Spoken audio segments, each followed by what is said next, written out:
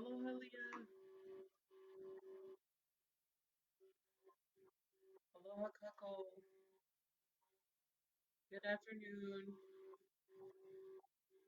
My name is Malia, and I'm here again from reporting from home on behalf of the HIR Wellness Institute. And hi, Corey. Aloha. Elena. Aloha. Hi, everybody. I got my smudge going, and aloha and welcome. Again, my name is Malia, and I'm here at home and here with you folks on behalf of the HIR Wellness Institute to bring you some relaxation and healing this afternoon. We'll be doing some positive affirmations, and I'll even speak a little bit about Hawaiian culture. And I invite you to get your smudge ready or any items that help you feel relaxed and at ease. Good to see you too, Corey. What Her Wellness Institute does is provide support and advocacy for Indigenous people and victims of crime and assault. We also serve underserved communities and minority groups, and really anybody who needs help and assistance, especially during these times of uncertainty. I'll let you know that I'm going to check in on this page with you guys Monday through Friday at 8 a.m., 2:30 p.m., and 8 p.m., 5 days a week. And I'm happy to be able to spend the time with you guys. I'm going to try and turn up my volume here just a little bit. Let me see if I can do this.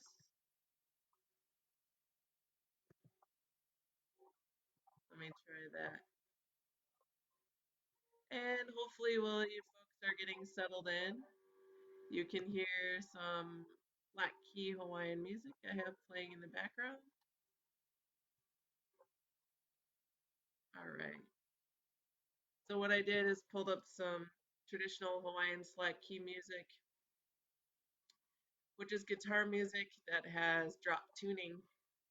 So you can hear it in the background. Sounds beautiful. And it's definitely helping me to relax. So today what we're going to talk about, or at this time, is a little bit about some Hawaiian quotes. Hi Jamie, aloha, good to see you. Let me just turn down the slack key music a little bit here. There we go. So hopefully you guys can hear me. And so before we get into talking a little bit more about the Hawaiian affirmation today, I just wanted to share with you what I'm wearing. And this is kukui nut. It's otherwise known as the candle nut. Um, and basically, it has a lot of uses in Hawaiian culture. And one of them is the reason we call it candle nut is because that was the way that we, in the old days, they would actually take these nuts and they would string them on a palm frond, and that would be light at night. So when they would go fishing, they would just light they would light the end of the palm frond with a nut, and then it would just travel down, and it would go from palm frond from leaf to leaf, and then each nut would be burned. So kukui nut, and also the inside is edible. And if you ever go to any Hawaiian restaurants and you eat poke, you know, the Hawaiian raw fish dish, if you're fortunate enough, you can actually get the kukui nut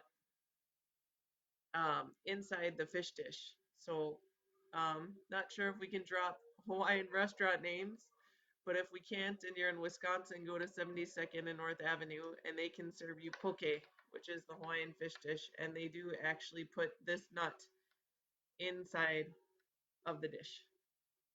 Oh, and before I put the lei back on, you can see it's in the shape of a circle. And you know, us indigenous people, circles are very important to us. And when we wear leis, in honor of that circle, the circle of life and love and unity and respect and oneness. And so that's why I'm wearing the lei today. So I know that indigenous people here, I've seen a lot about the medicine wheel that I'm learning about. And maybe if you care to share, you can tell me more about things that you feel connected to your culture and in your way. I've seen the medicine wheel. It seems like it comes up for a lot of indigenous people, and that's awesome. I can't wait to learn more about that. So, but first circles for us Hawaiians, it is the lei. So I already smudged and I'm feeling pretty good. And I wanted to say a Hawaiian quote for you. The quote for today is Aoheloa I kahana a kealoha, which means distance is ignored by love.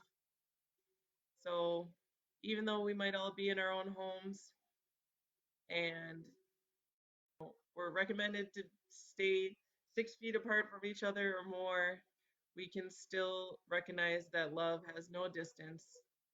And as far as we may be physically, just remember, Aoheloa I kahana a kealoha.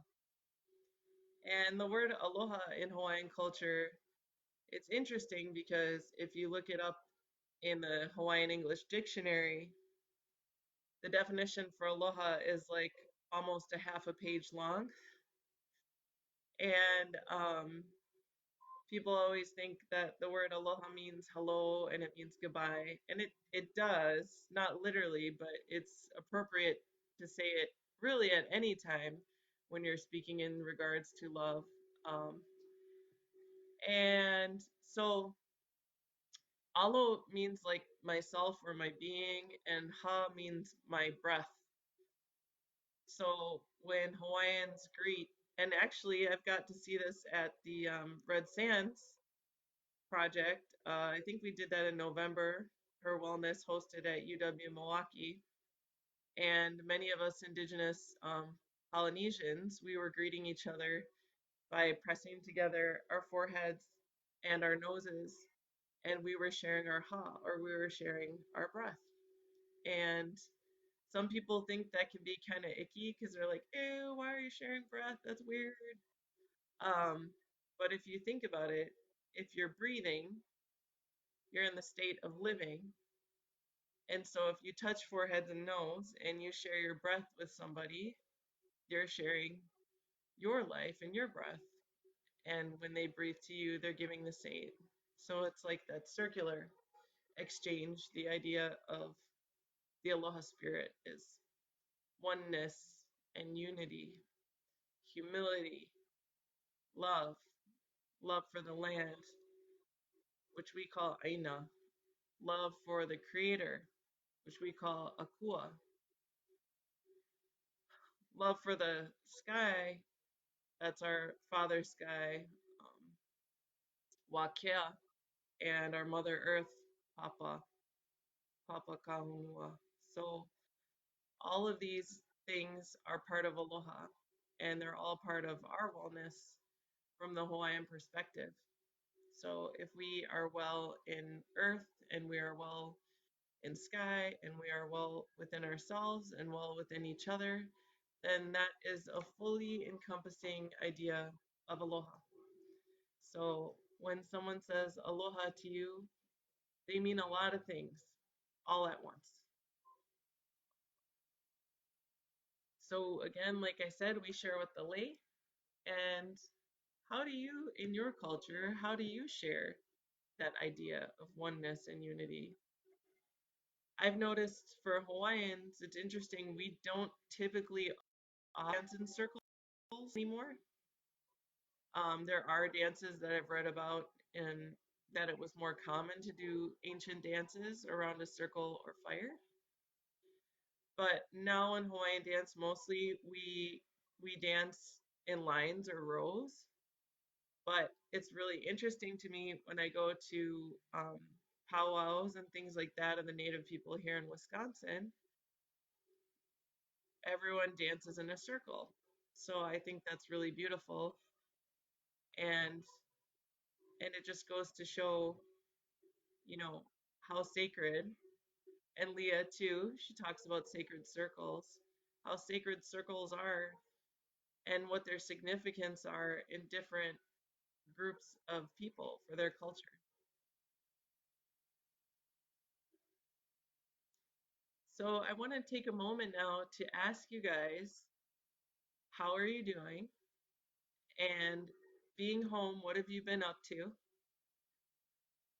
And you can go ahead and reply in the comments section on this thread here. I will be honest, I have been eating a lot and I've been spending a lot of time with my family, my significant other Greg, and my son Kaimana. And we've been doing a lot of resting and a lot of drinking tea and a lot of hanging out, and it feels good. I do also want to mention that it's good to remember to take time to do things for self-care. Corey, I see that you're good and eating. Yes, me too. Corey, will you be watching Breakfast Club tonight? Because my son wants to watch Breakfast Club, and I noticed on your post that in the movie today, March 24th, is the actual date of the movie. And so that's what we'll be doing tonight to relax. But remember, guys, to take some time for some self-care. Today, I had to remind myself, because we get used to just being at home and getting comfortable, I had to remind myself to comb my hair. So I combed my hair and took the time to give a nice good teeth brushing and flossing and drink some water. So if you've kind of been slacking on those things, this is just a gentle reminder to take some time. And if you got a moment, when we get off, or you could do it now, you can grab your hairbrush and comb your hair, or you can go take a stop in the kitchen and get yourself some water. Maybe if you got your vitamins out, you can grab a vitamin too, and just do some things to make sure that you are doing the best you can for your own personal wellness. And I found in my bathroom cabinet that I have Epsom salts that I forgot about. So if you have things like Epsom salts or other items that like Bath and Body stuff, tonight if you have time, since some of us do, to go and you can give yourself a hot bath and just do some self-care and relaxation. And I would recommend to get on YouTube and pull up relaxing Hawaiian slack key guitar music while you do it. So while you guys are doing what you need to do, um, I'll just talk a little bit more about the Hawaiian culture and aloha spirit. We want to think about our kupuna. So Hawaiians, we say kupuna, and that is actually talking about our ancestors. Our ancestors are our kupuna. And I've noticed a lot with HIR Wellness Institute, we refer to our kupuna as our elders. And they can be referred to the people who are here with us in life, who are still alive, or we can also refer to our kupuna as our ancestors who already passed. But either way, we know that our kupuna are with us. And again, that goes to this affirmation that distance is ignored by love. And whatever plane we are on, whether it's a physical plane or emotional plane, your ancestors are with you. And I ask sometimes if people have been remembering their dreams at all lately. Have you been remembering your dreams? Do you recall anything that's been happening in your dreams? As Native Hawaiians, we feel that our dreams are really important, and that's the way that our ancestors can speak to us. And even our dreams are to help us pick sacred names for our children.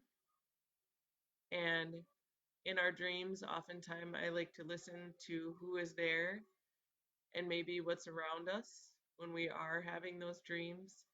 And lately, I have been dreaming about my dad, who's passed. He's on the other side, and even my twin sister, who's passed. And the dreams have just been gentle dreams. I don't recall too much of what they're doing or what they're saying. In fact, I don't think they even were speaking in the dreams. But it's just when I wake up and I realize what my feelings were when I was having these dreams, that I think their intentions come clear, that they really want me to feel at peace and to feel comfortable and to know that they are still with me. So that makes me really happy. So again, that Hawaiian word for your ancestors is kupuna. And you can say it with me, kupuna.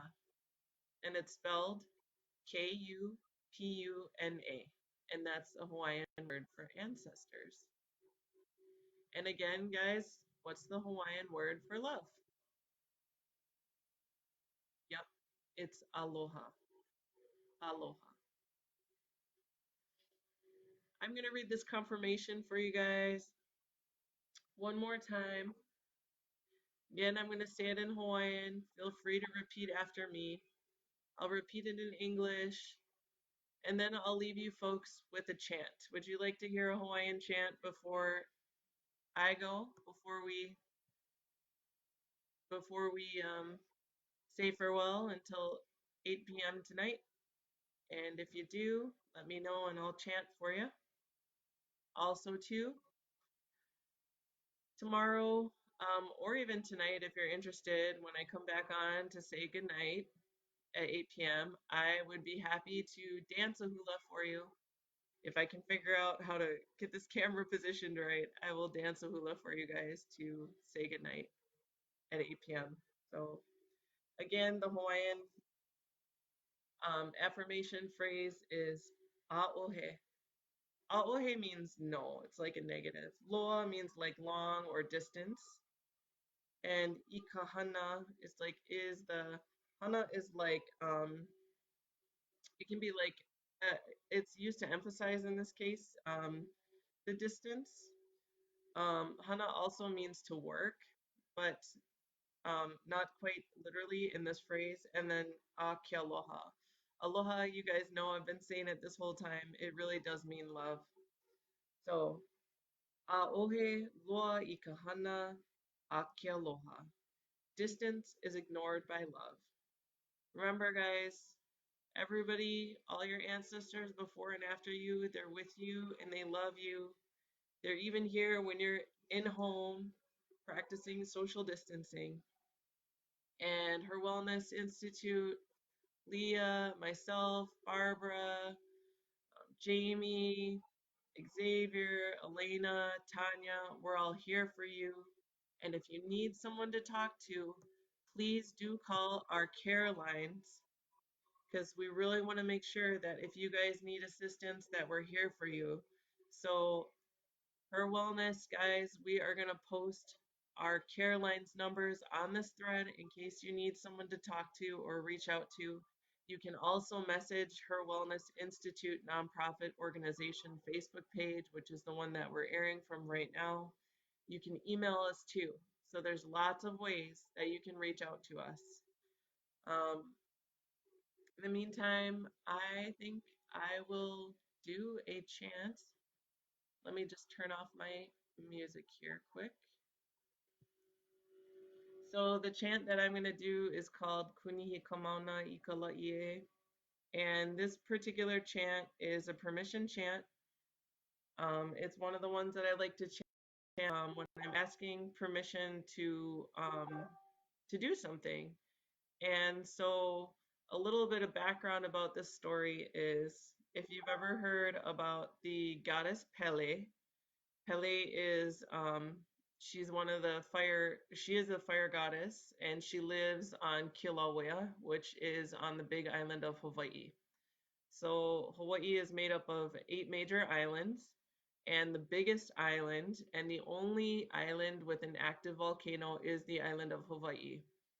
And it's also when you're looking at the Hawaiian island chain, it's the easternmost island. So it's the largest and easternmost island. And on the eastern part of that island, Kilauea, is where the lava still flows. It's been erupting for a long time. Continues to erupt. And that's where the oldest hula family resides. So, um, but anyways, so this goddess on top of Kilauea, Pele, she's known for being a beautiful goddess. Also, she can actually come into the form as of an old woman or even a white dog. And when she's a beautiful woman, she's dressed in white.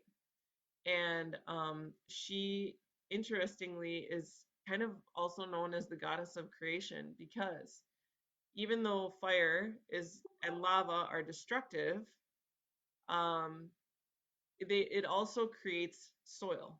So yes, the lava flows down. Yes, it does destroy everything in its path. But once the lava hardens and it breaks down into the soils are so rich and in their composition and makeup, they create a type of soil that only specific flowers and plants can grow. So the goddess Pele, she created she gave birth to her sister Hiakikopolio Pele, which means Hiaka, who sprung forth from the breast of Pele, and she created her sister in the form of an egg that burst out of her chest. And she loved her sister so much, and she was one of her sister's favorites. So Hiaka, who came from her chest, was actually one of the patron goddesses of hula. And she did learn how to dance hula, and Pele loved to watch her dance hula. Well, in this particular legend, Pele says to her sister Hiaka, I'm going to go to sleep. And when I go to sleep, you cannot let anyone wake me up. And if anybody wakes me up, I am going to kill you. So she says, oh my gosh, I have to make sure she stays asleep. And when Pele goes to sleep, Pele's body and spirit travels, her spirit travels outside of her body and it goes all the way across the islands to Kauai Island, which is the westernmost island and also the smallest island in the 8 major Hawaiian islands of the chain. And there she sees a chief, and the chief's name was Lohi'au. And Chief Lohi'au at the time was having a celebration in his village. And when Pele came, she went into his hut or his hale, and when she went in there to see him, they stayed in there for 3 days and 3 nights. And finally, at the end, Pele said she had to go back to the big island, back to Kilauea, where her home was, and that she needed to wake up. So she said that she was gonna send her sister Hi'iaka to come and get the chief for her so that he could safely come back to the big island with her. So Pele wakes up, she tells her sister what had happened and says to her sister, you need to go and get the chief from Kauai Island. So her sister did have to go, and she traveled all the way across the the major islands. She went through an entire pantheon of trials and tribulations, and she it was just a lot. She went through a lot of stuff, and then finally she gets back to the island of Kauai. And before she finds Chief Lohi'au, she's standing at a river, and at the riverbanks she understands that there is a witch, like a big wizard, or sorry, lizard, like a lizard witch, and she decides that she is going to declare that it is her rite of passage to go through to pass this river and also just to be able to do what she needs to do. So this chant that I'm going to chant to you is literally the words that she said to this creature, to the spirit, that she was going to pass. And so it's really ancient. And again, it's called Kunihikamona, which means steep stand to the mountain. And basically, it's permission to and a declaration to enter a sacred space. Kunihikamona ikalaie. Uhoe ale ale la I wairua. Ukia e la I kalani. Ka papa oe o huai kini. Alai ai lai no no na lo kai puhaa. Ka lola moka o ka pae.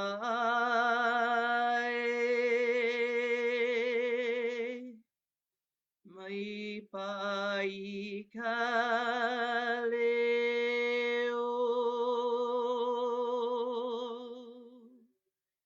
He ule ka he mai